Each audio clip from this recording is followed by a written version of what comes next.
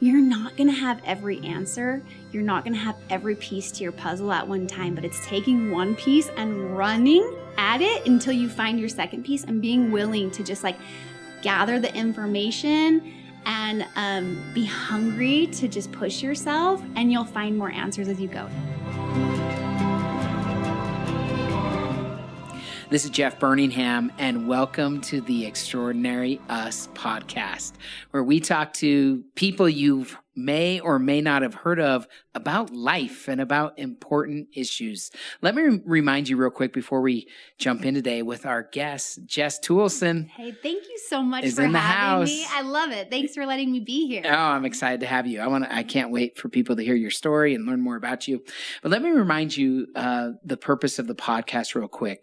Number one, we are all a lot more alike than we are different.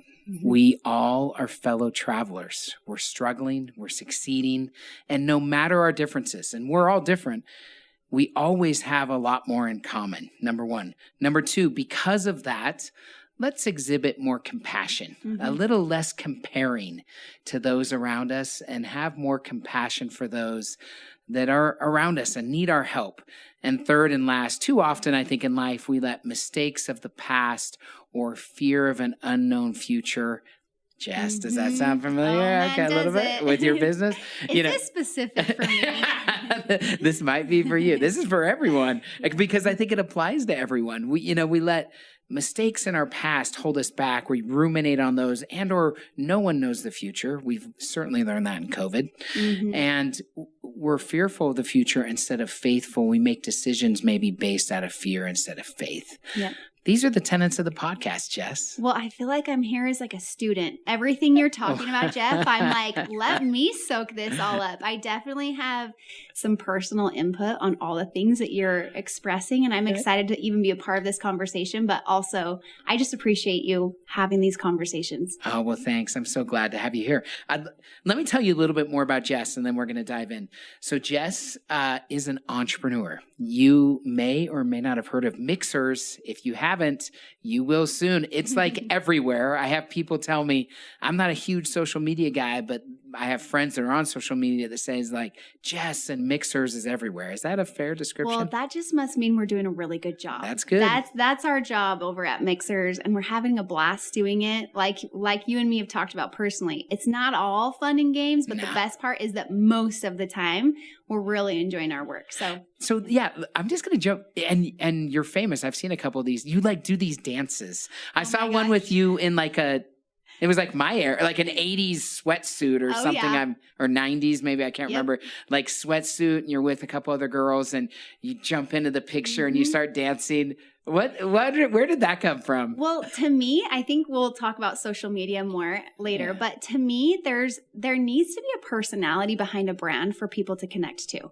Got it. So that's what we're really focused on over at Mixhers. Isn't that it's Jess, but it's Mixhers has a personality which exudes. We're inclusive, we provide community, we have fun, and we can also educate and be educational for people watching at the same time. So that dance that you're talking about, you probably noticed or may or may not have noticed that while we're doing this fun dance, I'm like hanging out with my friends. We're totally in 80s like aerobics outfits. Yeah, that was we're cool. also teaching about like why you're here with Mixhers, the community that you're a part of, and what our products do while people are like entertained with the dance. Oh, during the dance? Yes. Sorry. So like if I just see the short clip, is that what? I didn't catch the educational part.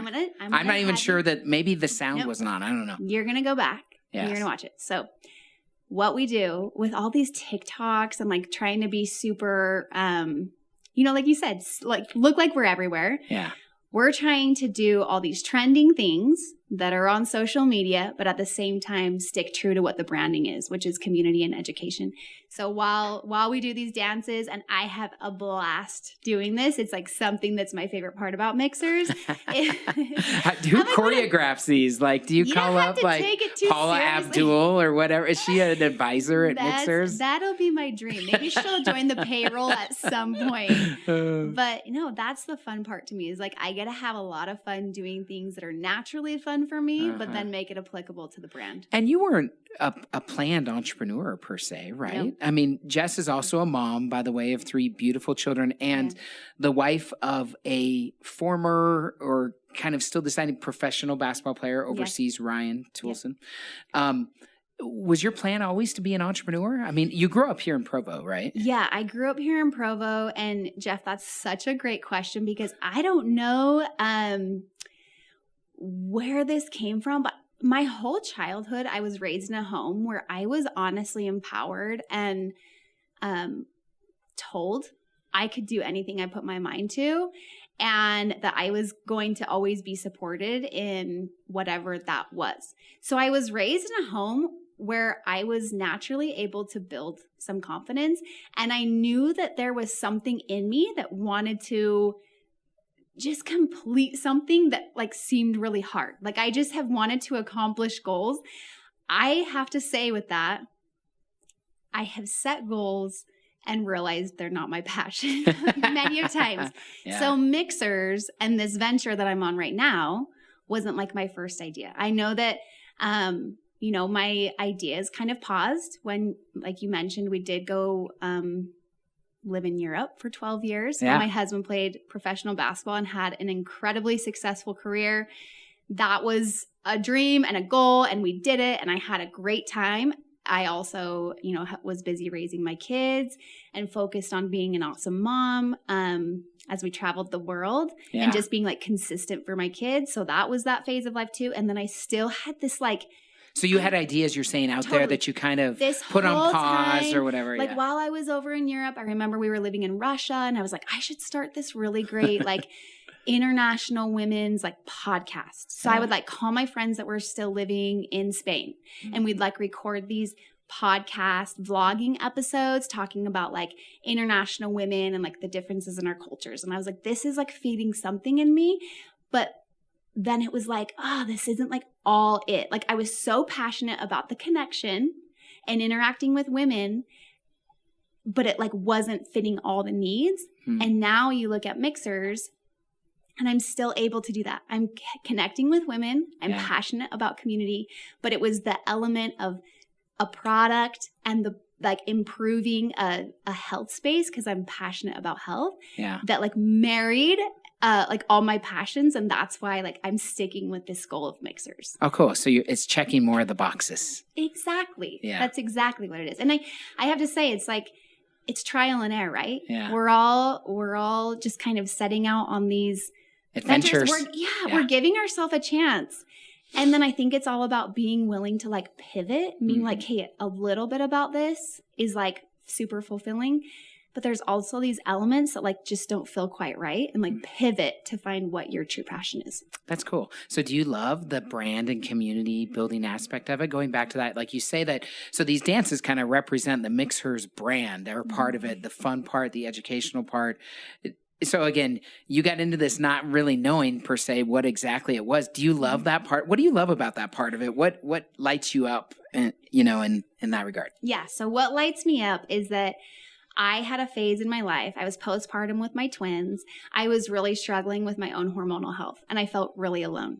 So I felt like and you're probably overseas. I was. Yeah, I was hard. in Russia at the time. Ooh. So which I love Russia, but that can be a dark place, can it? No, you're spot on. So it was like it was dark and wintry and my health wasn't great. I just didn't feel like I had energy anymore. And I'm like, I'm 24. I was 24 and I had 3 kids. Yeah. And I'm like, is this the new norm? I don't feel like I have energy. I was super moody, just to be honest. I'm like, this is this is Mixhers. Like, this is what we do. So I felt really alone in this health journey. And I felt like I just had to accept, like, this is my new life. I guess this is what it's like postpartum. And I felt super alone and isolated. Ooh. So then when I came home in the summer, after a basketball season, we would always come home in the summer, away for 10 months, home for 2. So I was home for 2 months and I started feeling that I was surrounded by women I could talk about my health with. And I realized that, oh my gosh, other women connect to these same health frustrations. And I feel better just talking about it and realizing I'm not alone. So it was through me like opening up about this is really hard. I don't like feeling moody. I feel like I'm crazy. And opening up about that then we realized other women feel the same. We all felt safe talking about it. And then that's what set me on my journey of what's the solution? Because there's no way this should just be accepted. So that was like 10 or 10 years ago or so? I mean, you're saying roughly that you kind of at least started thinking about it?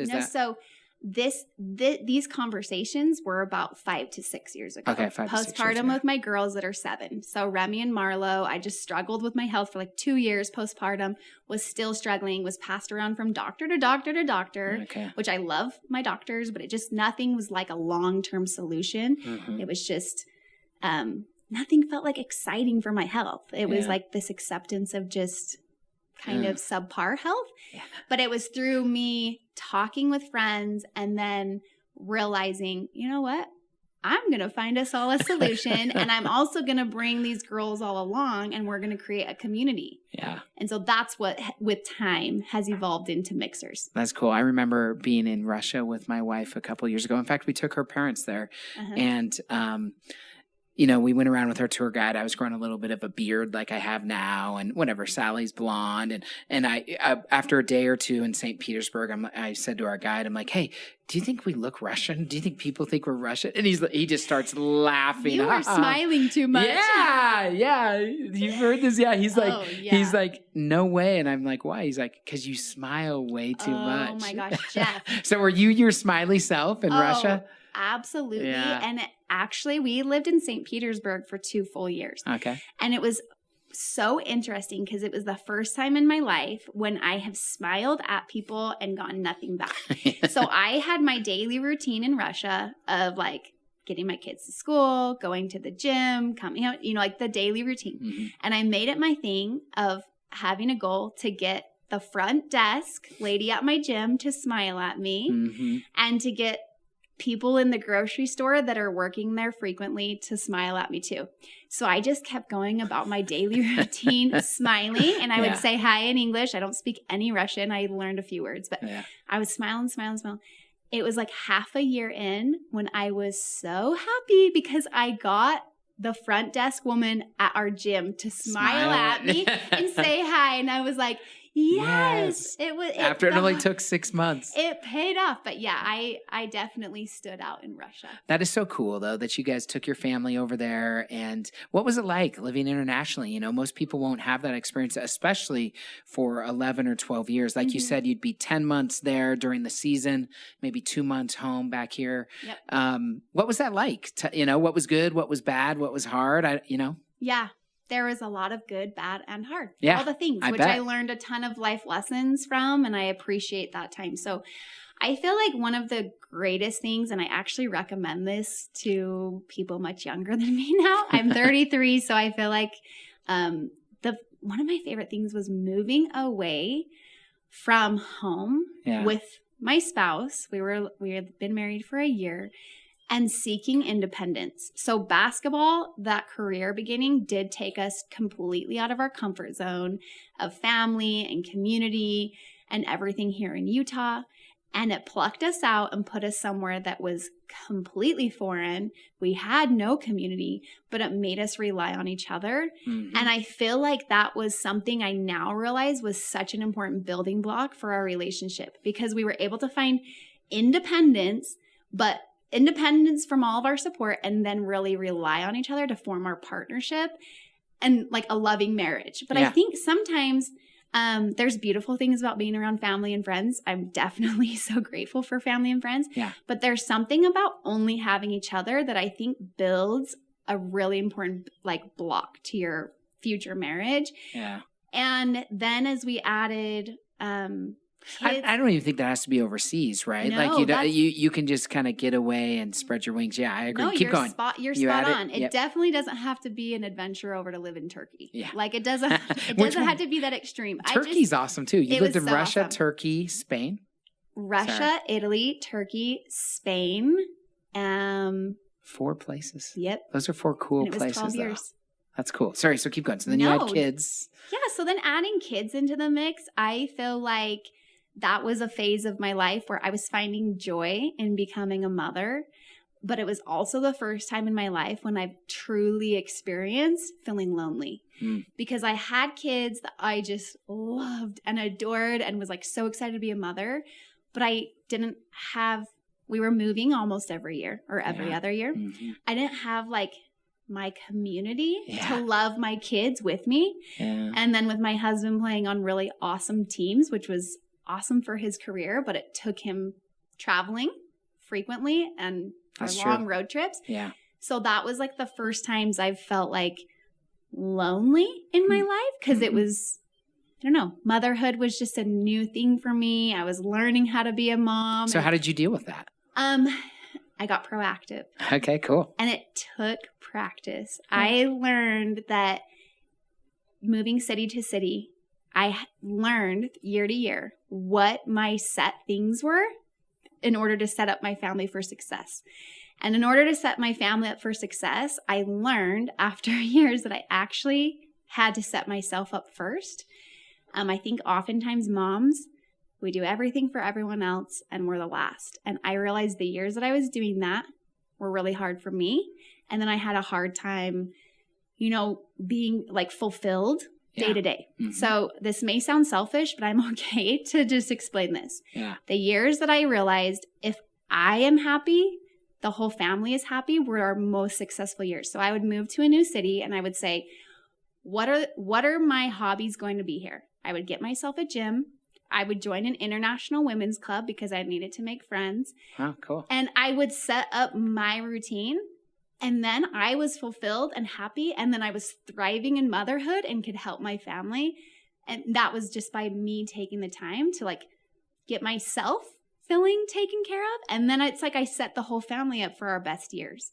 So I learned through our most like successful years, like taking care of me first and not in a, I don't care about my family as well, but like I can show up for my family when I'm thriving and then I'm a better mom, I'm a better wife, I have more energy, I feel more excited about the day-to-day here once I was taken care of personally.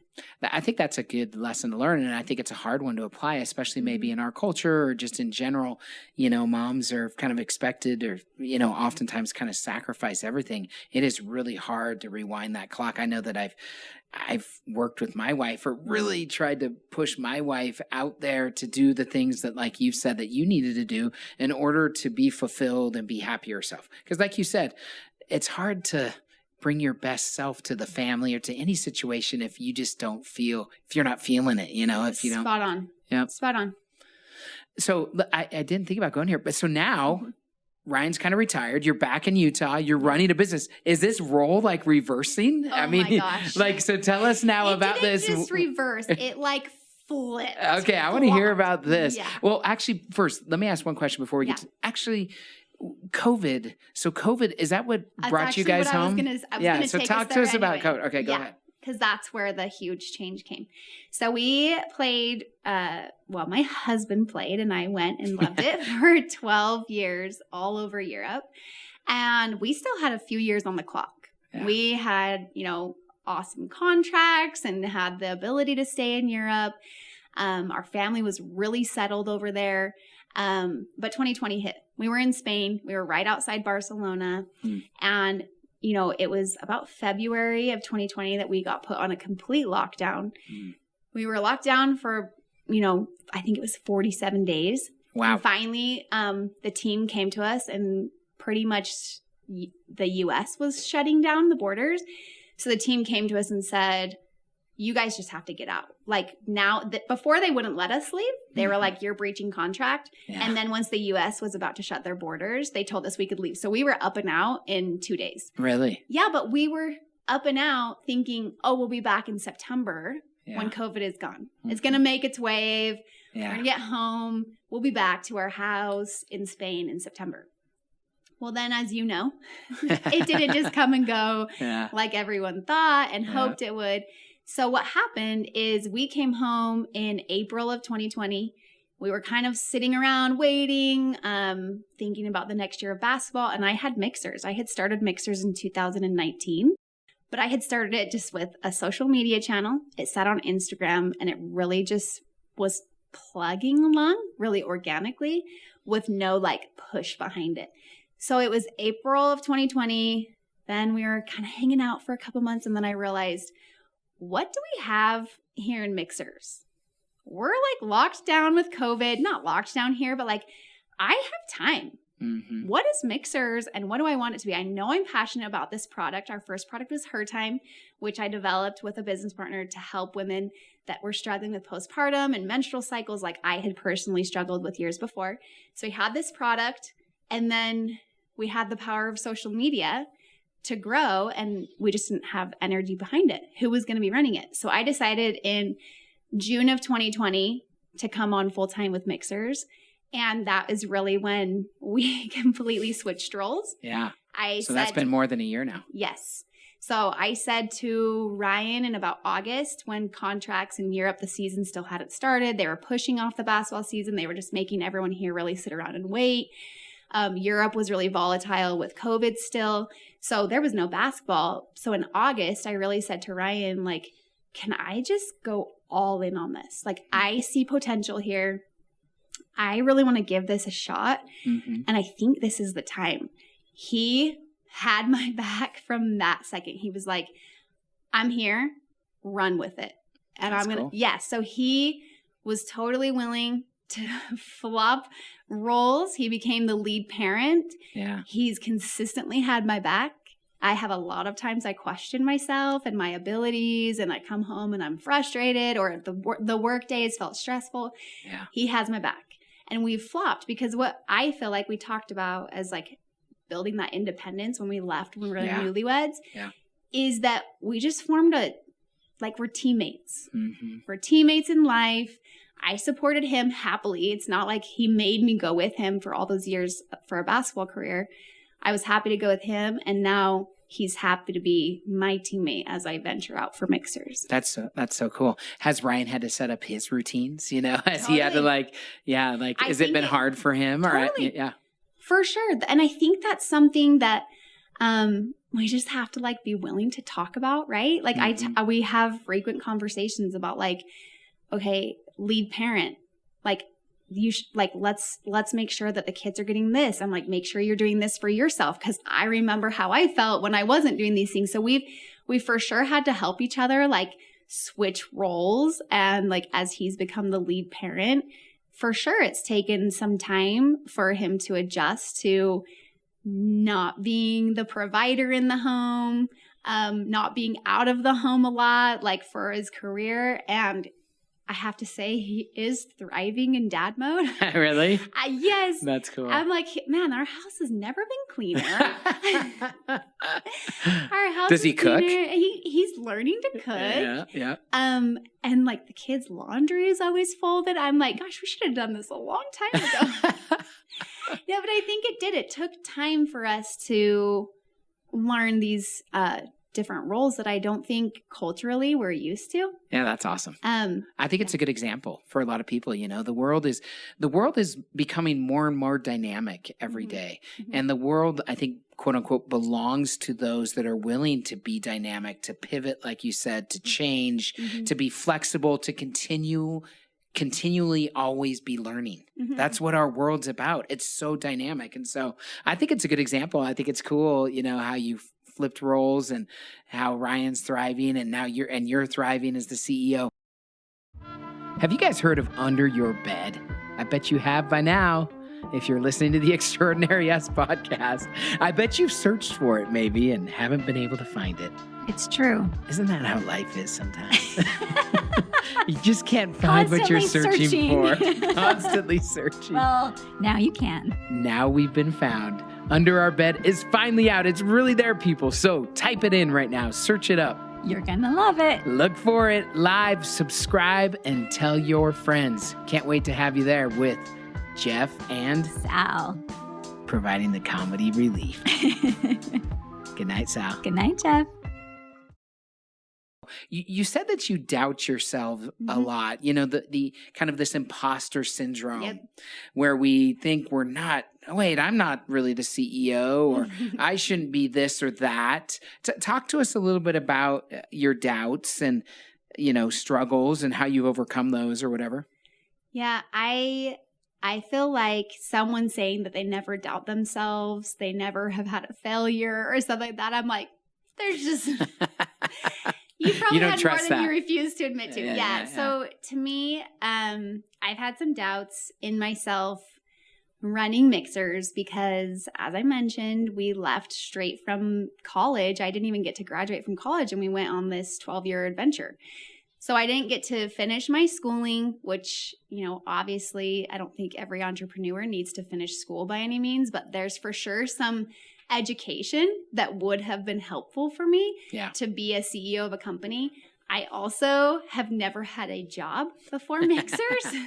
So well, you had a big job being a mom, but it wasn't in the workplace. Yeah. No, exactly. I've had plenty of jobs, but I've never managed people. Yeah. I've never had to have like an income or provide for a household. Like I'm learning in the fire.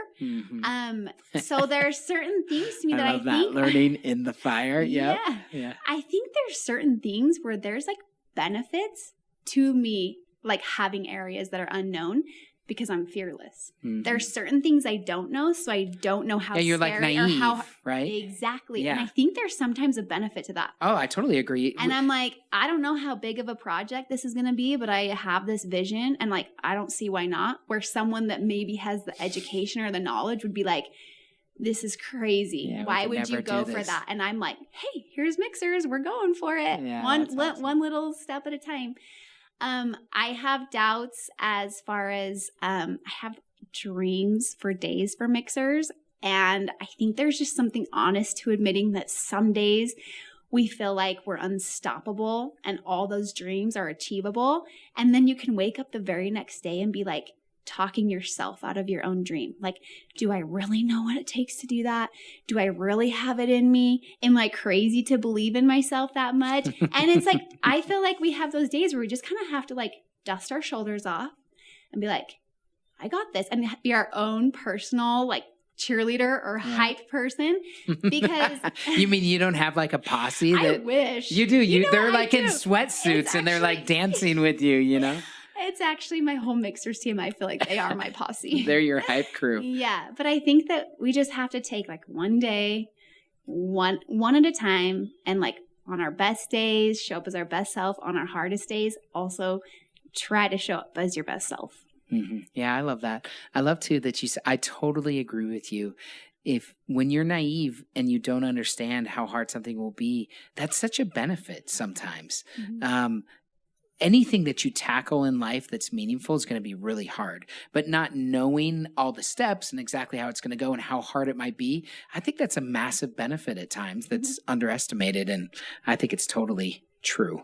And I've learned that there's like always a person to ask or rely on or call up for any question. Like, I think it's just big to like recognize that there's people that really do want to help. Like, there's people that like to support others. There's people that want to rally around a mom that's setting out on a business venture and want to, you know, put some steps in place for me to help me, you know, make that journey a little easier. People overall are good and want to see people succeed.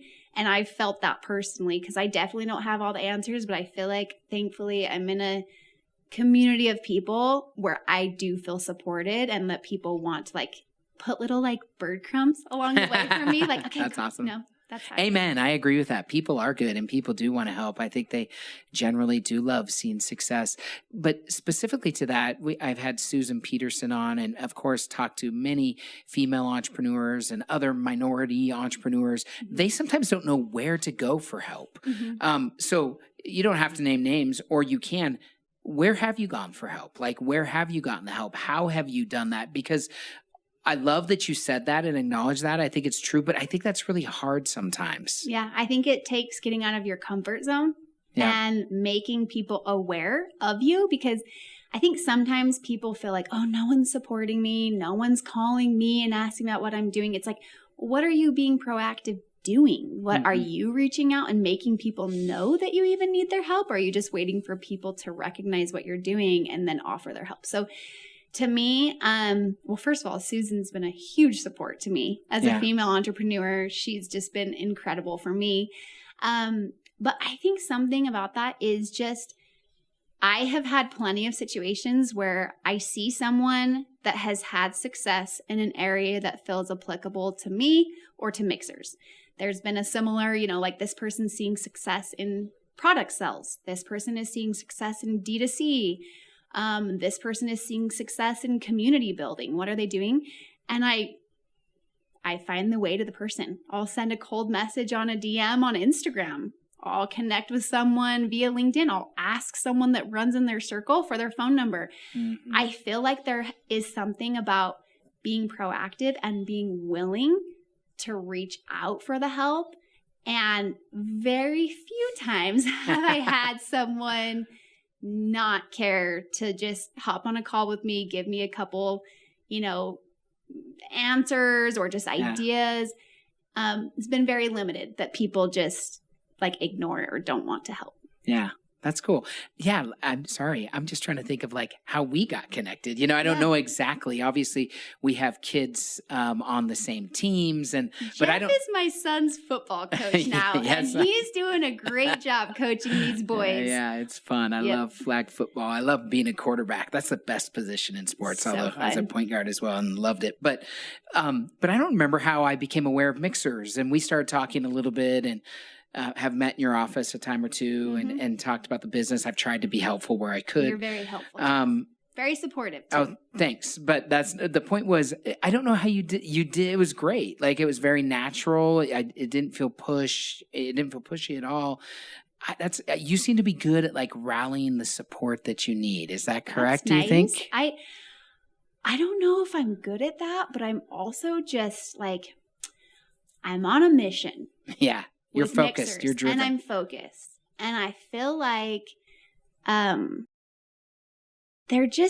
there's nothing shameful in just making people aware of your story and what you have going on. And I feel like now that you just mentioned that, I do remember when we started talking about Mixhers and we were sitting at our son's basketball team and you were asking me about Ryan's career. And I actually started explaining to you and Sally about Mixhers and this is what's keeping us here. And you were so kind to be inquisitive and wonder and ask. And I appreciated you being intrigued by what I'm doing. And I remember now that's where it started. Oh, cool. That's but cool. I think that for me, I'm so passionate about Mixhers and what I'm trying to build as far as the community aspect and making sure we have a great reach and building the brand, that it's a natural thing for me to want to talk about and share. But it's not, I feel like there's something about recognizing not every conversation has to be so how are you going to help me? What are you, you know what I mean? Because I think there is something in just being hey,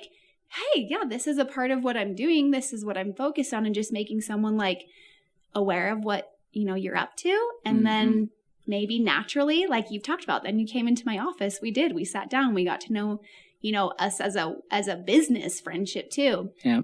But I think it's just making people aware of your true passions. And then some of those turn into alignments and friendships. I love that. Yeah, that's a great example. I think you're really good at this, Jess, by the way. I don't think I've said that you shouldn't have imposter syndrome. I mean, every entrepreneur is just figuring it out. I've had so many entrepreneurs on the podcast, obviously have invested in more than a lot. And gosh, everyone's different, but they come from the same core place of being driven, having a goal. And by the way, another thing that you love that that you said that I love, that no, you should have the biggest dreams you can, Jess, and no one should knock down those dreams. I think you do. And I'm speaking to all of our listeners, have your dreams. Why let anyone rain on your parade or squash your dreams? There's always haters out there. I mean, there are always haters, but gosh, you got to overcome that. Yeah. And I think something that, a mindset to have too. And for sure, I have those days where I'm oh my gosh, am I really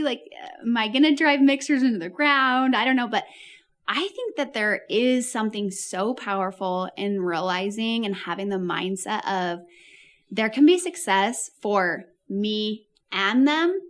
It's not you versus them. So to me, I think that rallying yourself, being the support that others are needing, but also surrounding yourself with people that want to be supportive of you and that they want to celebrate your victories in your, whether it's your business venture or a life goal that you've had or something, but surrounding yourself with people that want to celebrate you on your best days, and also realizing that you should be excited for them on their best days, and you can just take turns celebrating and rallying and also being the support system on a hard day. Yeah. I have women that I call on days and I'm like, gosh, I have to make this big decision. And I'm honestly like, I'm torn. I don't know what to do. This feels really hard. And it's like having people that are just will listen and be like, all I know, Jess, is you've got this and your decision's going to be great. It's like just having those few minutes of someone that has you on your best days and your worst days is great. So surround yourself with good people. Do you feel like that this community is good at that? I mean, there have been times where I felt that way. There have been times where I have not. Kind of like going back to the intro, I feel like we compare so much. Like we're always measuring. I guess that's human nature. Mm-hmm. But man, more compassion, more cooperation and help, like you said, versus comparison. That's been tough. That's tough sometimes. Would you agree or disagree? Jeff, I don't think you're so far off on that. Yeah, it can be tough. I think that I've just, I think we all have to make choices and be conscientious of what circles we're running in. Yeah, that's a good point. And for sure, there's, people I've met that are awesome. And I'm like, they're great. I'm so happy I met them. They're not going to be my person. Yeah. And you can just be conscientious of what energy and like what people we're going to surround ourselves with daily, because yes, you're right. Okay, let's talk about mental health a little bit, and emotions and hormones. Mixhers is a product that you can look up, and if you don't know about it, but it is trying to help women specifically. There's no men's product, right? Mm-mm. Women specifically with hormones and moods and emotions. Am I right, Jess? Yeah. Oh, yeah. How do you feel about mental health? Or, talk to us. This is a really important subject right now, obviously coming out of COVID completely. And it's been a weird last year and a half. Talk to us. Thoughts? Yeah. So I think that something I've realized on my journey with Mixhers is that more people struggle with mental health, loneliness, depression, and things like that than maybe don't. But I think it's realizing the power of connection, because to me, Mixhers has like opened up a door for women to admit that they're feeling this way. Oh, cool. I think there's a lot of people out there, not just women, that feel like, well, I can't let anyone know that I'm struggling internally. I can't let anyone know that I'm feeling lonely. I mean, I think businessmen struggle with this at times too. Yeah, like, for sure. I don't feel like I have my friend to call right now, or I sound really dramatic when I tell this person about my health issues, or, those sort of things that make us feel really lonely. Yeah. So I think what Mixhers has done, that is what I try to do personally as well, is just like allowing space for people to be their true selves wherever they are in their journey. Is it your lowest point? Or are you on a high? Are you having your best days? You're succeeding in life. You're conquering goals, but providing a community where we can rally around each other in any phase. So I think I wanted to mention this a little bit about social media and how like mental health can be like really directly attributed to social media use and like how it's being used, and that comparison that comes along with social media, because all of our lives are out for everyone to see. Mm-hmm. I have some things that I make as personal rules for the use of social media. To me, social media is a tool to have these virtual relationships become in real life friendships. So it's a tool to actually meeting people. It's a cool. tool. I like that. Yeah. It's a tool to actually interacting with someone, messaging with someone, getting a phone number and actually having the true contact, not just social media. Knowing what's going on in someone's life, Yes. right? So, oh, hey, Jess, I saw you were here or there. And so you have a common kind of connection and can have a real conversation. Yes. Good. Yep. I like it. So social media as a tool to actually interact with humans and use it just as a platform to help you more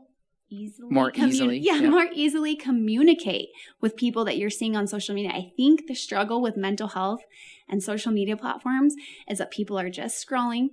They're just seeing. They're just realizing that people are at something that they weren't at. They're just seeing that there's these families that are going on all these fantastic trips that they can afford. But instead turning it into, what a fun vacation they got to go on. I'm going to send her a message and let her know that day of scuba diving looked so fun. And where was she? That looked so great. Instead of being an outsider, just looking just observing, yeah. Make it a friendship. Be happy for someone that they got to take a week off of work and go on a vacation. You don't know what their personal life is, what they're going through personally right now. They're just sharing their win for the day, which is that they got to go on a vacation with their friends or their family. You don't know what's going on truly behind the scenes. But I think just using social media as a true source of interaction is helpful for mental health, because then you don't feel so lonely when you're actually interacting with people. I love that, Jess. That's a concrete thing that we can all apply and use. So that's why I love that. It's one of the first concrete answers that I've heard on how to use social media as a tool in a good way. It's to kind of be informed, to know what's going on, and then use that to make in-person connections. Yeah. Are we losing that? It's hard. I talk to, I have this podcast and we unfortunately have to promote it. What is the line between promoting something or telling someone, hey, look at this podcast, hey, look at Mixhers. Do you know what I mean? Do you feel conflicted in that at times? I don't know. I think that you're going to find your people.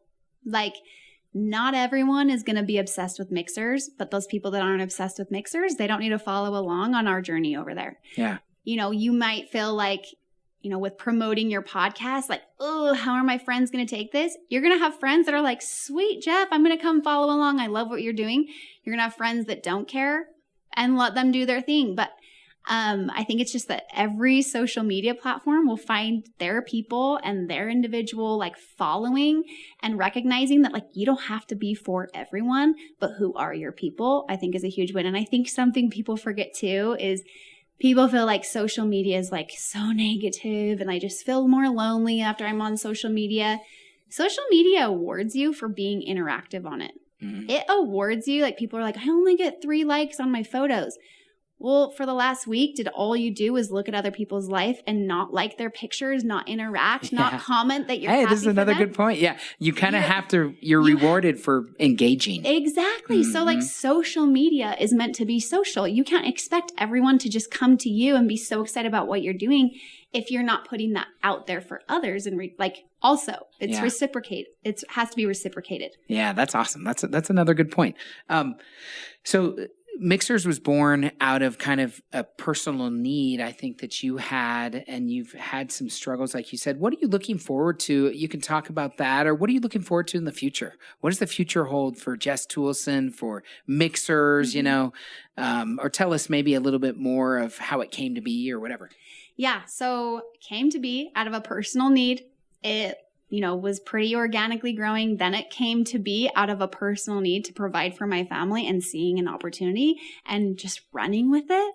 And I think that is honestly my biggest thing is I just feel like I'm always telling women you're not going to have every answer. You're not going to have every piece to your puzzle at one time, but it's taking one piece and running at it until you find your second piece and being willing to just gather the information and be hungry to just push yourself, and you'll find more answers as you go. And that's the phase I'm in right now. So Mixhers has been growing really fast, and we're having a lot of fun. Yep. Yeah, it's been great. But I think a goal for me with Mixhers is that I have goals for the size of our community. I want to change 1 million women's lives. That's cool. Do. I just have a goal. I have a number, not because I see our community as a number, every woman isn't just a number, but it's how many women can we have experience Mixhers? And I want to have 1 million women that we've changed their lives. We're at the hundreds of thousands, so it's good. That's good. Good job. Low hundreds.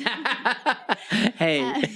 But hey, we'll get there. Yeah. And then for me, Mixhers is an awesome way for me to work towards providing financial stability for my family. So that's honestly like, I'm having so much fun. It's fulfilling personally. I love the interaction with the community. I love developing products that benefit women's health. But on the flip side, like, this is awesome for me to be able to provide financial stability for my family. I want to have the opportunity to provide for my kids to go to college and just these future goals I have. And that's what I'm in Mixhers for, is just a future of financial stability for my family and changing as many lives as possible. That's so cool. Well, I love that your stated goal to change 1 million women's lives, to help them, right? How can we help you do that? How can our listeners, this is a question that I often ask guests, or sometimes ask guests, how could we help you, Jess? How can we help, Well, first of all, I would love to have everyone come over and interact with us on Mixhers, but don't forget the H. People always forget it's Mixhers, Mixhers. Mixhers. So we'd love to come and just have you get like a vibe for like a feel for who we are over on our Instagram. I think that that's helpful. If you are someone listening to this, I feel like every male, every woman has someone in their life that they know has struggled with their health. Every person knows a female that has had postpartum depression or is struggling physically somehow. I would invite you to share also. We have a podcast, It's Her Time, for people to learn more about the support we provide. And just come and interact with us. Interact with us. Engage. Come and actually hang out with us on social media. Do you like podcasting? Like, I love podcasting. You've kind of done media stuff. You did a little bit overseas as well. Am I wrong or right? Yeah, I feel like it was very low. But so you kind of like this. What do you like? What do you like about it? Interacting with people. Yeah. Here I am. I'm like, this is just what here you are. Fuels me. I love interaction. Cool. Jess, this has been inspiring for me. I hope it's been good for you. Well, thank you for even having me. You've been a great support to me in Mixhers, and you've been a personal supporter. So thank you for that. Yeah, no problem. Jess Toolson. Look for her. Look for Mixhers. It was so great to be with you today. Thanks for having me. Thanks for sharing your story. Hey guys, it was fun to sit down with Jess Toolson today. What a great example of just going for it. Just learning and growing. She lives internationally for 11 or 12 years. That in and of itself will teach you a lot and is a chance for massive learning and growth. In fact, I don't know if anything's almost taught me as much as traveling all over the world, learning new cultures and seeing new things. Jess certainly has had an abundant experience in that. And then she just comes home, bootstraps a business that's growing very quickly and doing very well. It's just admirable how she dives in with optimism and hope. I think that's the thing that sticks out to me. She's just so optimistic and has courage to just go for it. I love that. Two other things that stood out were her ideas around social media. Those are things that I'll think about and use. So thank you, Jess. But number one, use it as a tool, or think of it as a tool. And I'm going to do this because it will make me more motivated to spend a little bit more time on social media. But think of it as a tool to use to make connections in the real world. That's great advice. And then secondly, engage, interact. It's hard to just kind of observe. You got to dive in there, spend some time, put some effort into it to probably get anything good back.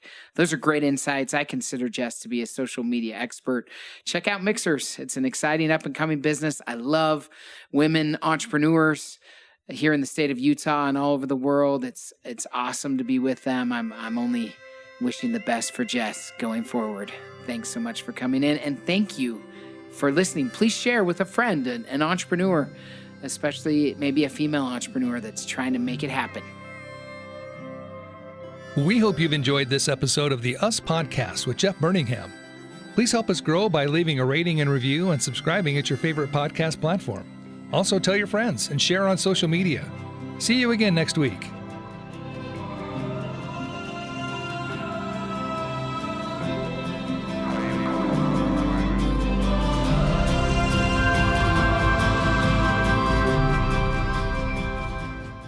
Hey guys, it's Jeff. Thank you so much for your love and listening to the Extraordinary Us podcast. We just got news that we are in the top 2% of podcasts listened to worldwide. So please share with a friend. Word of mouth is the best way for podcasts to grow.